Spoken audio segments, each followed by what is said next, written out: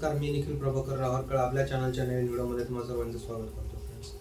Friends, हा आपला dark related सिरीजचा 18वा episode आणि यामध्ये आपण बघणार आहोत कोणी तुम्हाला कॉल करत नाही. फ्रेंड्स, ही गोष्ट तुम्ही कधी ऑब्झर्व केली आहे का? तुम्हाला कधी हे नोटीस झाले का की तुम्ही जेव्हा एखाद्या व्यक्तीला कॉल करता तेव्हा ती व्यक्ती तुमच्याशी बोलते, पण ती व्यक्ती कधीही स्वतःहून तुम्हाला कॉल करत नाही, कधी स्वतःहून तुम्हाला मेसेज करत नाही. तुम्ही जेव्हा मेसेज करता तेव्हा त्याला थोडाफार रिप्लाय देणार, तुम्ही कॉल केला तर तुम्हाला थोडंफार बोलणार आणि मग ते कन्व्हर्सेशन तिथेच थांबणार. पण स्वतःहून त्या व्यक्तीचा कधीही तुम्हाला कॉल येत नाही किंवा सहसा ती व्यक्ती तुम्हाला स्वतःहून कॉल करत नाही किंवा मेसेज करत नाही. तर मित्रांनो, काय नाही, सिच्युएशन तुम्ही कधीही ऑब्झर्व केली असेल की तुम्ही स्वतः नेहमी कॉल करता, तुम्हीच प्लॅन्स इनिशिएट करता, तुम्हीच सगळं प्लॅनिंग करता, तुम्ही सगळं ठरवता आणि जेव्हा तुम्ही थांबलात की सगळंच थांबतं. म्हणजे सर्व काही तुमच्यावर सोडून दिलं जातं की बघ ठीक आहे, तुम्ही कॉल करा, तुम्ही प्लॅन बनवा आणि मग जर समजा तुम्ही पुढं काही इनिशिएट नाही केलं तर तो तिथे स्टॉप होतं आणि ती गोष्ट परत घडत नाही. तुम्ही एफर्ट्स थांबवले मित्रांनो की ते रिलेशनशिप, ते नातंही तिथेच थांबतं. हे जर तुम्ही कधी ऑब्झर्व केलं असेल, या सिच्युएशन मधून जर तुम्ही कधी गेला असेल तर हा व्हिडिओ तुमच्यासाठी नक्कीच गरजेचा आहे मित्रांनो. रिॲलिटी काय आहे ना मित्रांनो, रिॲलिटी ही आहे की लोक बिझी कधीच नसतात, पण काय ते फक्त तुम्हाला प्रायोरिटी देत नाहीत, ते तुम्हाला फक्त महत्त्व देत नाहीत एवढंच असतं. त्यांच्या लाईफमध्ये त्यांच्या प्रायोरिटीज ज्या असतात, त्यांचे जे प्लॅन्स असतात, त्यांच्या ज्या प्लॅनिंग्स असतात, त्यांचं जे सर्कल असतं हे वेगळं असतं. तुम्ही त्यांच्या सर्कलमध्ये असता पण त्यांची फर्स्ट प्रायोरिटी नसता.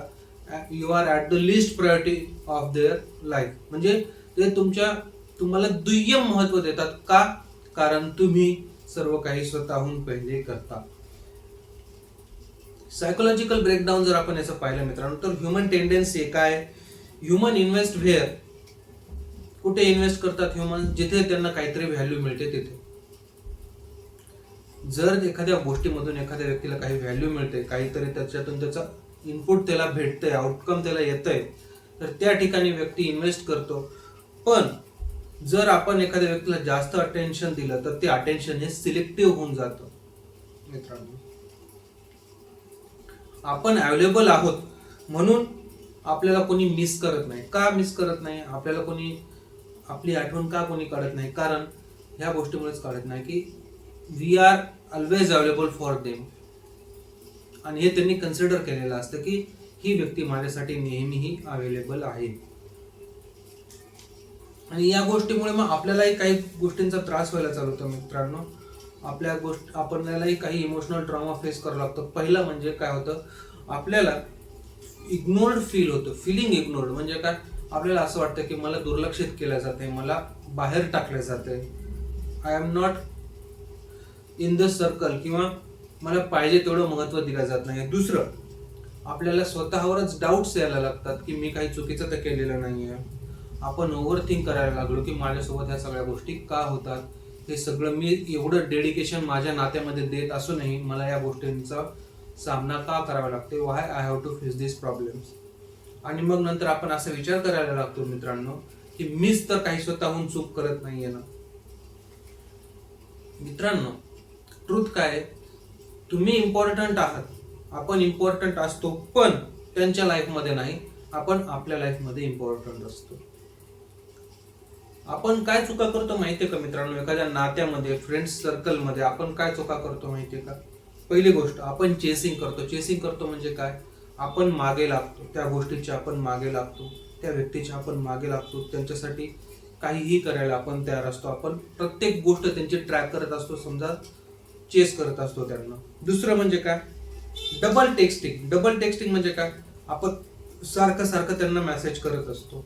आपण त्यांना मेसेज करतो, त्यांचा रिप्लाय नाही आला तरी परत मेसेज करतो. अशा पद्धतीने आपण त्यांना मेसेज करतो आणि त्यामुळे त्यांना असं वाटतं की याला काही काम नाहीये, ही इज जस्ट टेक्स्टिंग मी, आणि ते तुम्हाला इग्नोर करून टाकतात.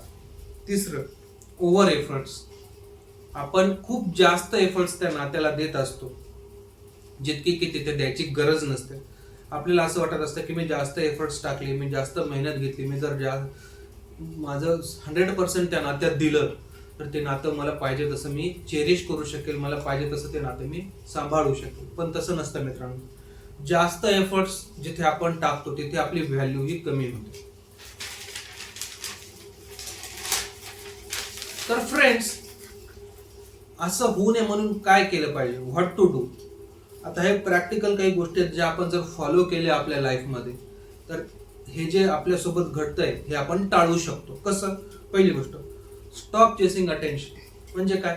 कधीही अटेन्शन सीक करण्याचा प्रयत्न करू नका किंवा कोणाला ओव्हर अटेन्शन देऊ नका किंवा चेस करू नका. दुसरं म्हणजे काय? Build your on life.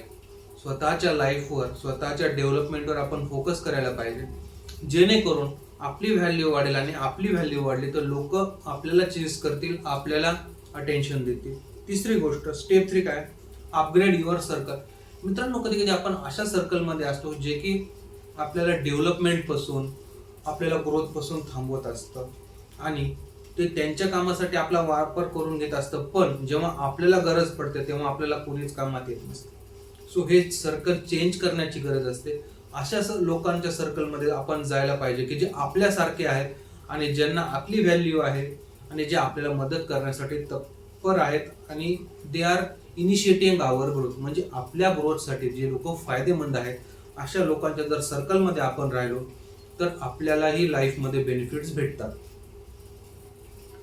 Step 4 जी सगळ्यात महत्वाची ती म्हणजे की व्हॅल्यू युअर टाइम. मित्रांनो, वेळ जी आहे ना ती एकदा निघून गेली की ती परत कधीही येत नाही. वेळेला जितकं तुम्ही महत्व द्याल, जेवढ्या वेळेला तुम्ही व्हॅल्यू कराल तेवढं वेळ तुम्हाला व्हॅल्यू देईल. जर मित्रांनो आपण स्वतःला प्रायोरिटी द्यायला लागलो तर काय होतं, तर लोक आपल्याला प्रायोरिटी द्यायला लागतात. का? कारण आपण स्वतःला स्पेशल फील करून घेत असतो, आपण स्वतःवर काम करत असतो आणि आपण आपली ग्रोथ करत असतो. त्यामुळे काय होतं, लोक आपल्याला प्रायोरिटी द्यायला लागतात कारण त्यांना हे लक्षात येतं की ह्या व्यक्तीसोबत जर मी राहिलो तर माझी व्हॅल्यू वाढेल, माझी ग्रोथ होईल. ऍट द एंड मी तुम्हाला एवढंच सांगेल मित्रांनो की लोकांनी कॉल करणं थांबवलं हा लॉस नाहीये. जर तुम्हाला एखाद्या व्यक्तीने कॉल करणं थांबवलं, एखाद्या व्यक्तीने तुम्हाला टेक्स्ट करणं थांबवलं, तुमच्याशी संभाषण थांबवलं तर हा लॉस नाहीये. हा एक सिग्नल आहे. कशाचा सिग्नल आहे मित्रांनो? हा सिग्नल आहे की तुम्हाला तुमची लेवल बदलण्याची वेळ आलेली आहे, तुम्हाला स्वतःला अपग्रेड करण्याची वेळ आलेली आहे. स्वतःला जर अपग्रेड केलं तर तुमची व्हॅल्यू वाढेल आणि लोक तुम्हाला व्हॅल्यू देतील. मित्रांनो, this is it for today. This is Nikhil Harkal talks, real life real research. Video आवडला असल्यास लाईक शेअर नक्की करा, चॅनलला सबस्क्राईब करा मित्रांनो. थँक्यू.